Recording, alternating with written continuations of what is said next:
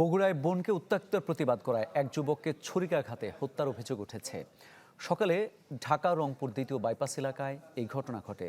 স্বজনরা জানান, ফাহিমের বড় বোনকে দীর্ঘদিন ধরে উত্ত্যক্ত করত তন্ময় নামের এক বখাটে। প্রতিবাদ করায় কিছুদিন আগে ফাহিমকে ছুরিকাঘাত করে তন্ময়। এই ঘটনায় মামলা হলে গ্রেপ্তার করা হয় তন্ময়কে। হোয়াইট প্লাস প্রো সেনসিটিভ স্কয়ারে মাঠের বাইরেও তো আমরা এভাবে দেশপ্রেম দেখাতে পারি। সম্প্রতি জামিনে বের হয়ে আবারও ছুরিকাঘাতে জখম করে ফাহিমকে।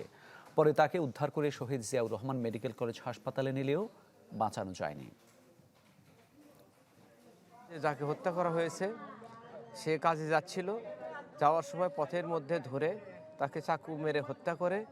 আমরা এর সুষ্ঠু বিচার চাই।